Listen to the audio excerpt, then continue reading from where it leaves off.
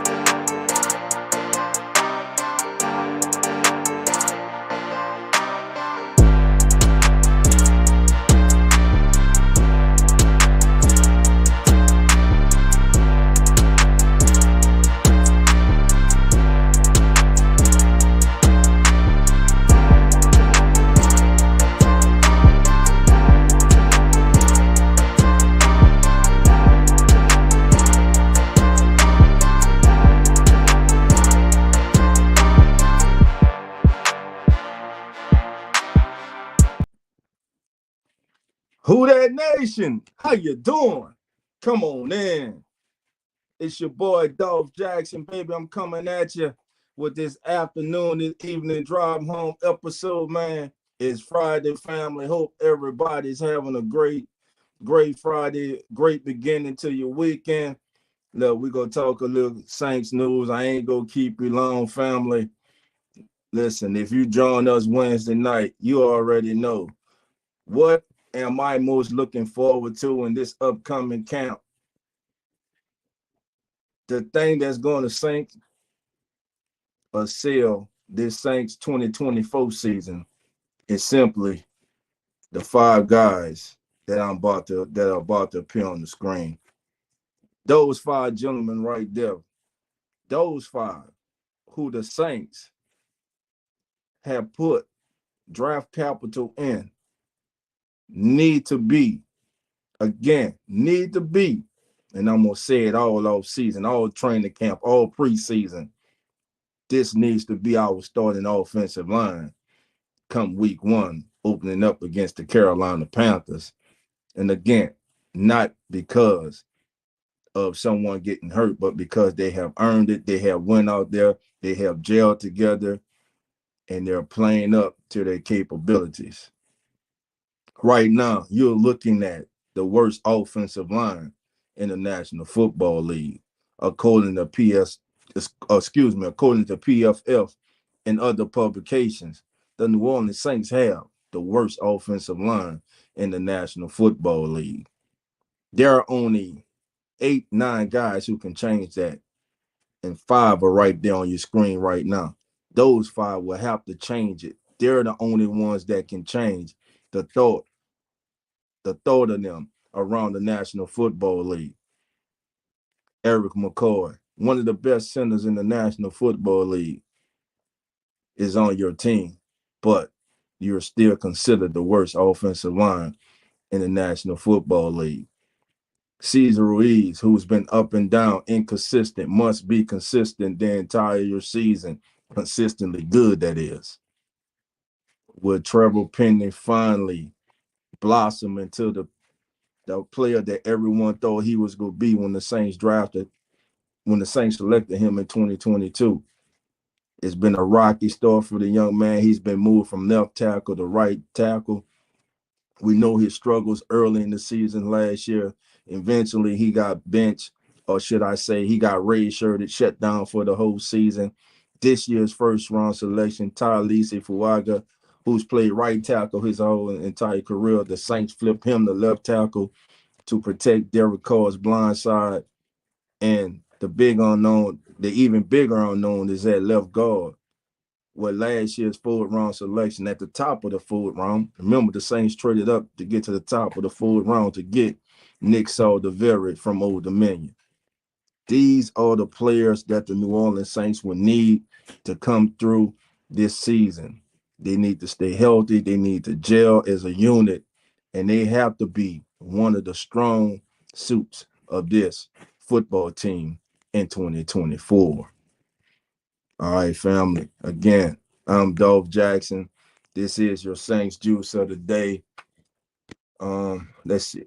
Also, everyone's looking forward to the battle of the young guns. That's right, the young guns. Who would be the backup quarterback to Derek Carr? Will it be last year's camp sensation, Camp Darling, and Jake Hayner? Or will it be a player who was highly regarded as one of the best high school prospects coming into college football a few years ago, who at one time was considered to be a bona fide first round pick?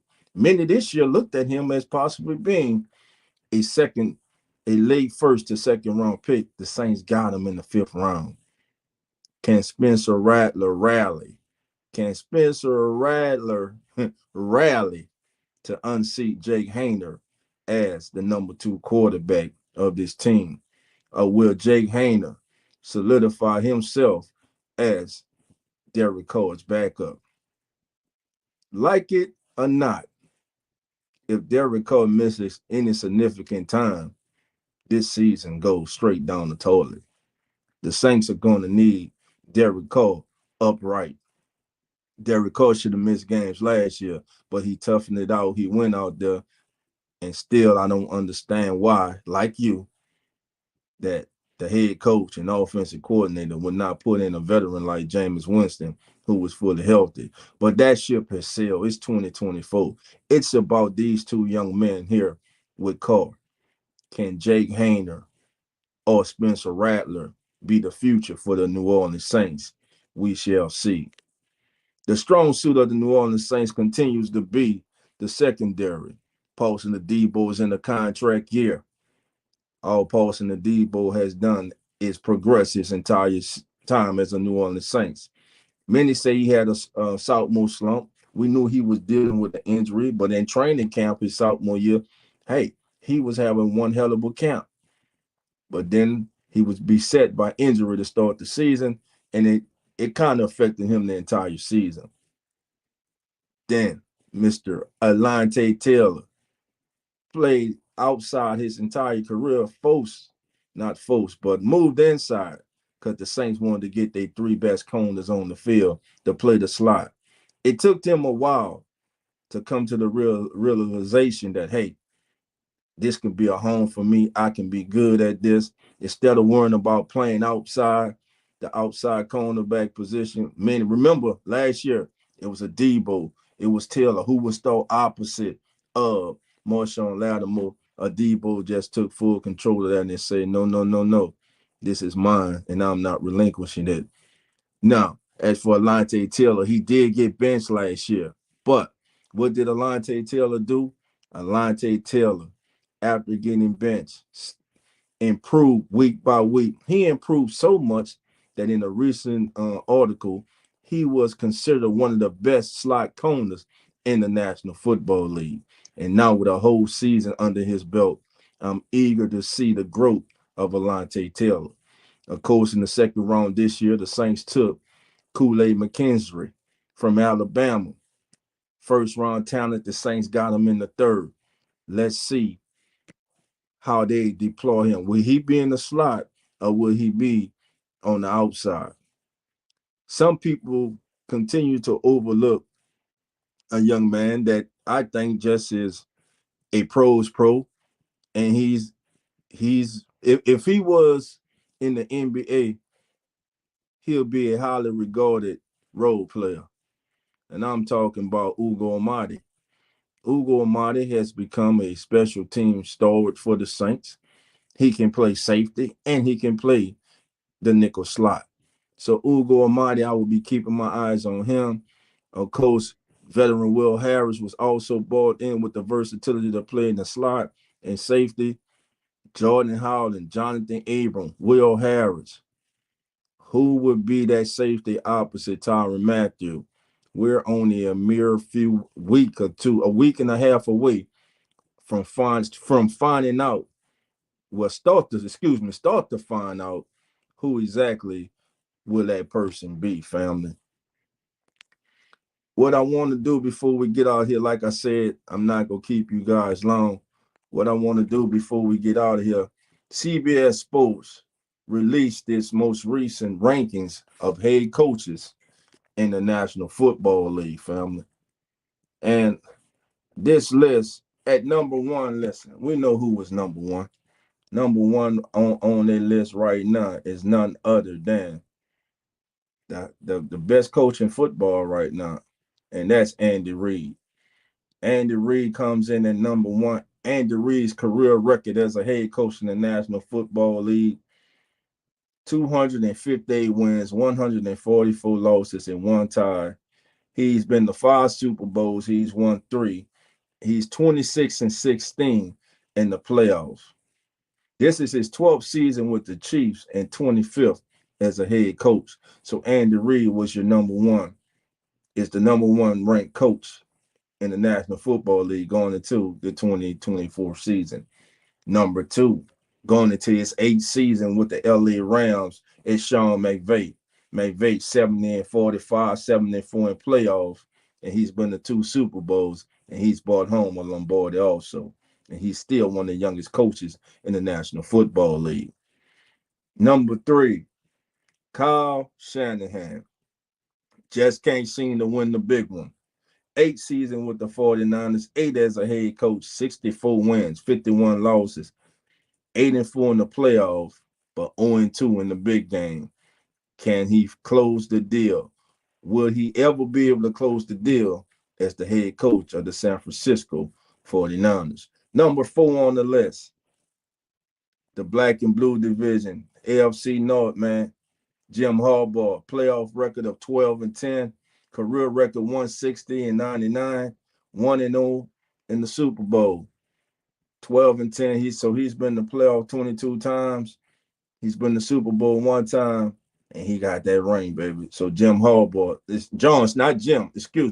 John Harbaugh, Ravens head coach, in his 17th season with the Ravens, is number 4. Number 5, Matt LaFleur. Matt LaFleur, 6. Damn, I didn't realize Matt LaFleur has been the head coach of the Packers for 6 seasons. It don't seem like it's been that long. I thought it was about 3, maybe 3 seasons, but they say it's 6 seasons. He's 56-27 and 3-4 in the playoffs. Matt LaFleur is number 5. Number 6, this man simply to me is one of the greatest coaches ever to coach. He has never had a losing season. He's been to 2 Super Bowls. He's brought 1 home. Say what you want about this man, but this man worked magic when Mason Rudolph was his quarterback. I'm talking about Mike Tomlin. Mike Tomlin, in his 18th season with the Steelers, has a career record of 173 wins, 100 losses, 2 ties. He's 8-10 in the playoff, and like I mentioned, 1-1 in the Super Bowl. Number 7 on the list, just back from the University of Michigan, back in the NFL, Jim Harbaugh. First season with the Chargers. This will be his 5th season as a head coach. He's 44-19-1, 5-3 in playoffs, but he's 0-1 in the Super Bowl. Of course, he lost to his brother. Coming in at number 8, this just pains us, Who Dat Nation, because we had them in the building. In his 4th season, going into his 4th season as head coach of the Detroit Lions. That's right, Dan the Man Campbell. Dan Campbell is ranked number 8 in the National Football League as the 8th best coach, and we had him in the building. He's 2-1 in the playoff, has a career record of 29-33-1. Don't let that fool you. That man went to Detroit. We know the shambles that Detroit was in before he got there, and he has turned that franchise around. They're one of the stronger teams in the NFC heading into 2024. Next on the list, Sean McDermott for the Bills. I would drop Sean McDermott because, quite frankly, he just continues to fumble the ball, him and his quarterback, Josh Allen. But Sean McDermott is a good coach. 8 seasons with the Bills. He's 73-41, 5-6. In the playoffs, should be reversed. He should be 6-5, but 13 seconds. And it doesn't seem that the Buffalo Bills ever recovered for those 13 seconds. Number 10 on the list, Kevin Stefanski, who the reigning coach of the year. NFL Coach of the Year, his 5th season with the Cleveland Browns. Is 37-30, and he's 1-2 in the playoffs. Number 11 on the list, we head to the Sunshine State. Mike McDaniel of the Dolphins, a career record of 20-14, 0-2 in the playoffs, his 3rd season as head coach of the National Football League. This is courtesy of CBS Sports, and it says, like his quarterback Tua Tagovailoa, McDaniel is suddenly under some pressure to come up big in key spots, which is justified considering the unmatched track speed his offense possesses. Still, it's important to remember how much and how quickly his timing-based attack vaulted Tagovailoa and company into MVP discussion. So Mike McDaniels is number 11. Number 12, Kevin O'Connell, 3rd season as head coach of the Minnesota Vikings. He's 20-14. We'll see just how good he is because he won't have Kirk Cousins this year.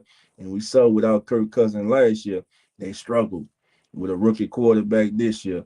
Let's see how Kevin O'Connell and the Viking staff handle this season. But Kevin O'Connell is number 12.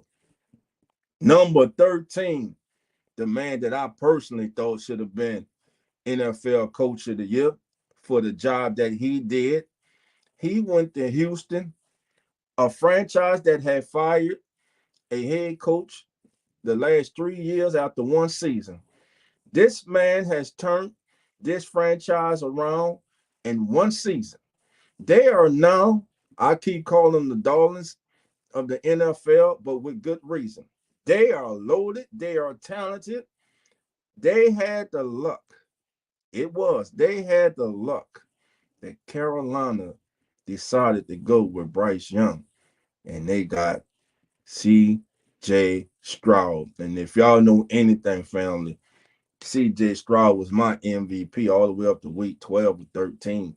Whenever he started hitting that rookie wall, that's how damn good that young man was playing. But D'Amico Ryans in 1 season, he's 10-7, 1-1 in the playoff. Already has done more than Dennis Allen. All right, here we go. Number 14, Zach Taylor with the Bengals. Zach Taylor, 6th season as a head coach, 37-44-1. He's 5-2 in the playoffs, and he's been to 1 Super Bowl. And of course, we know they came on short in the Super Bowl. But then again, he's 37-44-1, but he's been in 7 playoff games, and he's 5-2 in the playoffs. So a career record, nothing to really to be enthusiastic about. But the man's taking the Bengals. He's taking the Bengals to the Super Bowl. He's 5-2 in the playoffs, and that record kind of looks like that because of Joe Burrow being injured. If Joe Burrow stays healthy, the Cincinnati Bengals we know are a problem, and to me, they are the kryptonite for the Kansas City Chiefs. Zach Taylor's number 14. Number 15 is Nick Sirianni.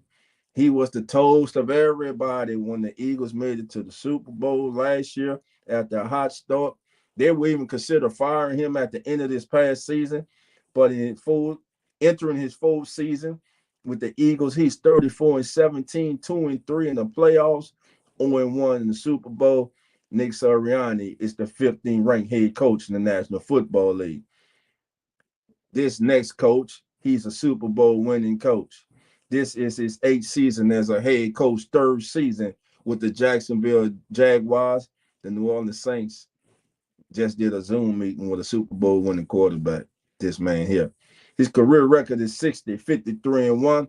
Doug Peterson is number 16. Number 17, Mike McCarthy of the Cowboys. This is his 18th season as a head coach and his 5th with the Cowboys. Mike McCarthy's 167-102 with 2 ties in his career. He's 11-11 in the playoff, and he's 1-0 in the big one, baby. When he's been winning since he came to Dallas, just can't get to that NFC Championship game or that Super Bowl. And number 18, that's right. My, oh my, how the mighty have fallen.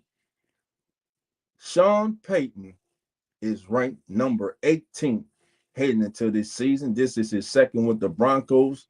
17 as a head coach. He has a playoff record of 9-8.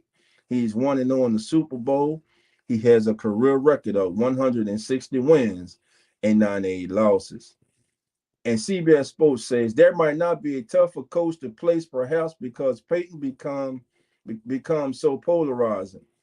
Once the vaunted leader of a hyper-efficient New Orleans Saints contender, he's managed a single playoff victory in his last 4 years as a head coach, and that includes with the Saints.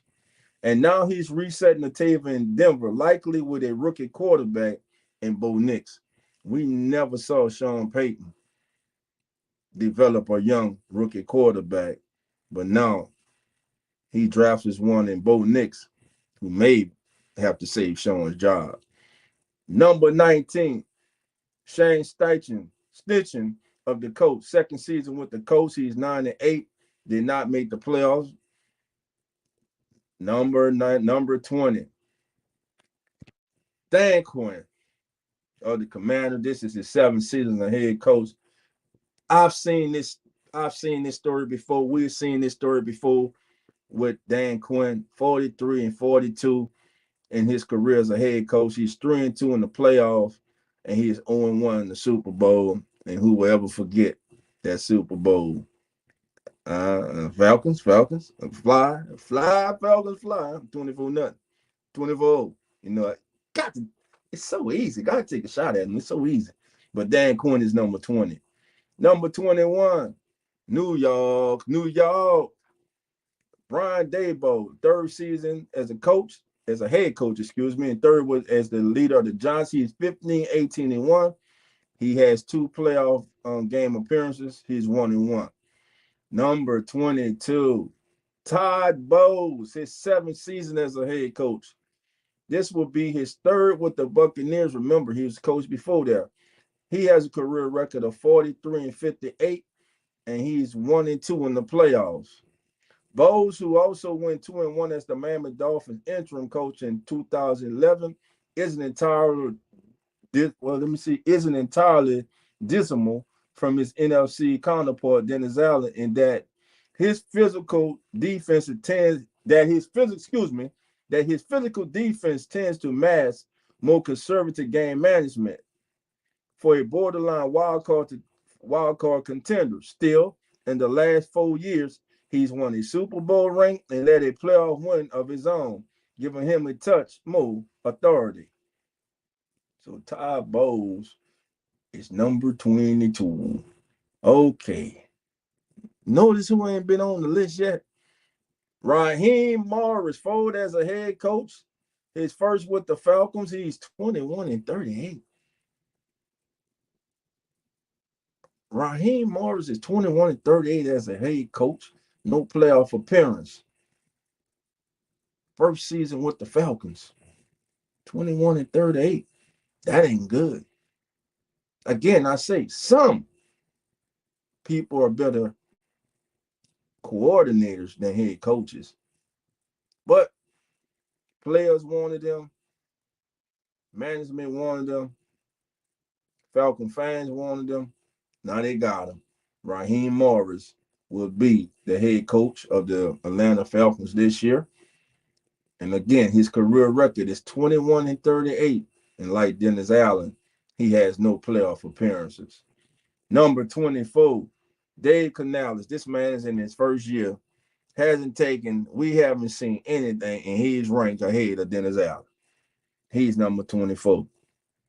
Number 25, Mike McDonald of the Seahawks. In his first season, he's ranked number 25. No career record, no career playoff appearance, but he's ranked higher than Dennis Allen. When will Dennis Allen appear? Number 26, Matt Eberflus of the Bears. 3rd season with the Bears, 3rd as a head coach, and he's 10-24. And if they have a losing season this year, he will be showing the door. 10-24, no playoff appearance. Perhaps, and here's what they say about him. This is number 26 ranked coach, Matt Eberflus of the Bears. Perhaps no coach would benefit more from a personal overhaul in 2024. With Caleb Williams and a trove of proven weapons coming aboard this offseason, Chicago is also betting on Eberflus' recent returns as a defensive mind. After an ugly 1.5 years that included in-season staff turnover and offensive turnover, his D finally came to life late in 2023, threatening a wild card push. They're 28. They're 10-8. Excuse me. He's 10-24 as a head coach. No playoff appearances, and he's going into his third season. He's 10-24, and he's ranked ahead of Dennis Allen. Now we know Dennis Allen got his floor, but damn, 10-24. Let us proceed. Number 27, Jonathan Gannon. Here's a coach going to his second season, and he's 4-13. Jonathan Gannon is 27th ranked head coach, and he's 4-13. His first year with the Arizona Cardinals. His debut was predictably a mixed bag. A last-minute quarterback shuffle proceeded a 1-8 start, but his group was unusually competitive, even with Kyler Murray fresh off ACL rehab. That's one thing I will say. If you watched the Arizona Cardinals last year, they were very, very competitive, family. So let's see what year two holds for Jonathan Gannon and Arizona Cardinals. Number 28. Just win, baby. Antonio Pierce, first year with the Raiders. Career record 5-4 as an interim. No playoff appearances. All the players wanted them. You had Max Crosby threatening to ask for a trade and want to be out there if Antonio Pierce was not the guy. The Raiders brass listen. Antonio Pierce is the guy. Now it's time for those players who wanted him, who went to bat for him, not to let him down. Because I know one thing. Antonio Pierce is not going to let them down. Antonio Pierce is number 28. And how the hell he's behind some of these coaches who haven't even coached yet, I don't know. I got some problems with this. Number 29. They got Robert Saleh in his fourth season with the Jets. 18-33 as a head coach. No playoff appearances. And he is ranked ahead of Dennis Allen. Again, we can say what we want about Dennis Allen, but Dennis Allen as the Saints head coach. Remember, he's going into his third year as the Saints head coach. Some people are talking about Dennis Allen going to his 4th year. No, this upcoming season here will be his third year. Well, Saleh, 18-33. No playoff appearances. They go out last year to get Aaron Rodgers. Unfortunately, on opening night, he gets hurt. They are stuck with Zach Wilson, a decision that was bad from the time they drafted him, decided to select him. Again, everyone knew that Zach Wilson was not the answer, and he continued to prove his entire Jet career he was not the answer. He had these few games here and there, but like I said, a broken clock is right twice a day. So number 29 is Robert Saleh.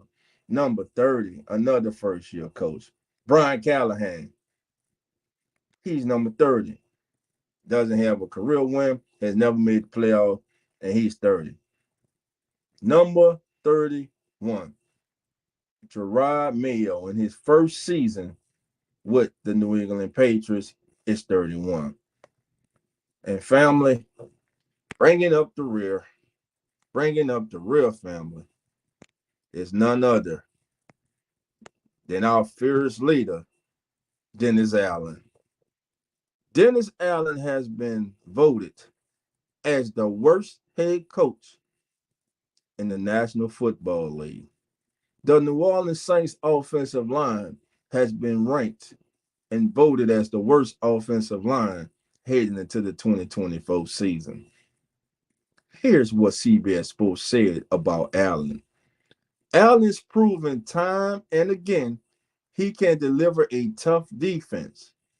In more than 4 years as an NFL head coach, however, he's yet to deliver a single playoff appearance. Screwing conservative in crunch time, New Orleans has delayed a total rebuild to give him an experienced roster, and yet he struggled to shake the notion he's simply holding the top job because of close ties to predecessor to predecessor Sean Payton. So there you have it, family. What in the world are we to do? Dennis Allen is ranked as the worst head coach in the National Football League, family. Everything right now in the offseason is bad for the New Orleans Saints. There are no positive outlooks for this team. And it starts with this man because how people feel about this man. But in his defense, he's 16-18 as a New Orleans Saints coach. Had his first winning season ever as a head coach in the National Football League. Again, there are coaches ranked in front of him who haven't coached their first NFL game yet as a head coach. There are coaches ranked in front of Dennis Allen who have won 10 games, who have won 13 games, who have won less games than him. Again, I know Dennis Allen not the best coach in the league, but you got Gerard Mayo, Brian Callahan, Robert Saleh, 18-33 with the Jets. Antonio Pierce, 5-4. He's 28.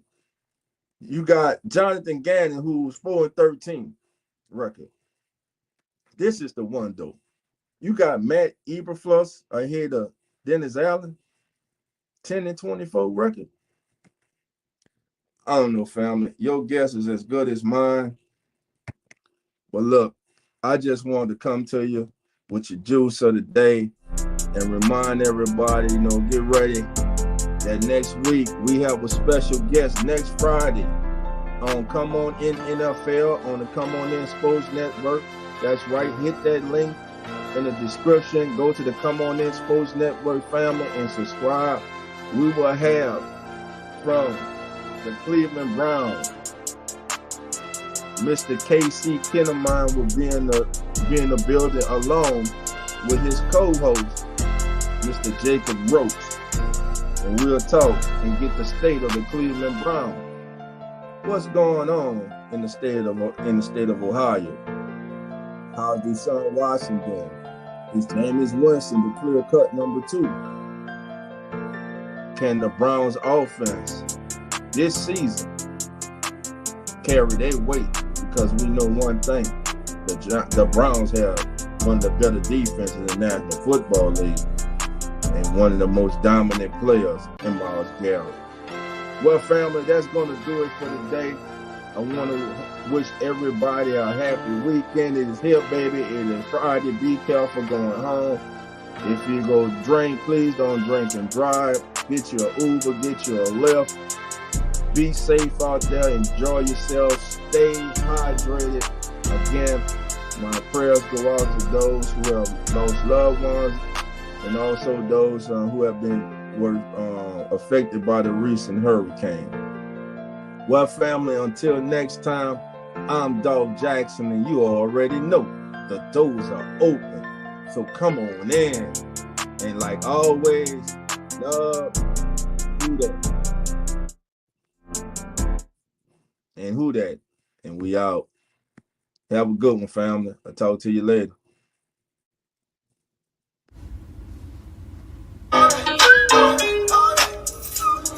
Keeping it real, who that sports pod, legendary coach Rock, those 17. Let's rock. Who that? Boss kick, black and gold. Let's go.